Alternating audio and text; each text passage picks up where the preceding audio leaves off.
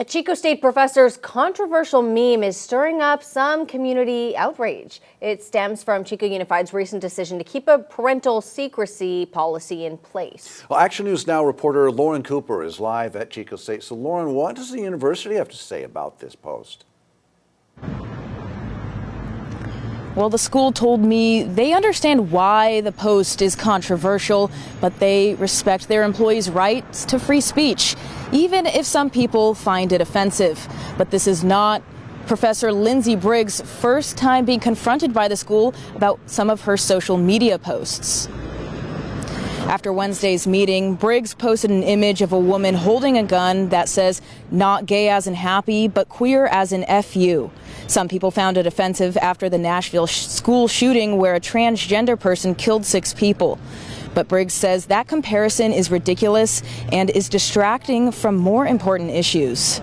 The fact that 1 out of hundreds of school shooters could have possibly been trans, the fact that they're making that connection just shows how absolutely ludicrous they are in terms of being transphobic and using these sort of things to weaponize our community. Bringing violence alongside the LGBTQ community and all that is just like not cool. That's not what people want to be represented as in that community. So her bringing like the gun and the swearing into that post is just not the way to go about it.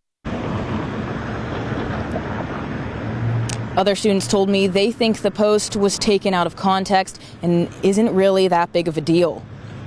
And Briggs told me the post is not to be taken literal, and the words are actually, she told me, a common saying among the queer community. I'm Lauren Cooper reporting live in Chico with Action News Now. Coverage you can count on.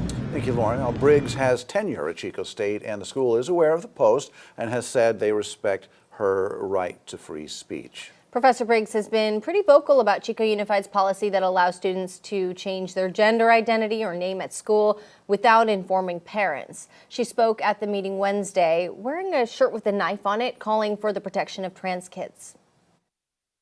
As a college human sexuality professor, I have the joy of receiving the battered and bruised young adults who make it through a school system that's been warped by well-meaning but completely out-of-touch citizens who have butchered our education system because they're afraid of a changing society. I listen compassionately as students tell me the horrifying things that they've lived through, by being bullied from closed-minded children to the realization that their parents are low-key bigots. They've grown up in homes with toxic messages about the people who are different from them. Whew, the stories they tell me about y'all, yikes is all I can say. This whole discussion stems from a lawsuit filed by a Chico Unified mom who says the school didn't tell her when her child changed their gender identity.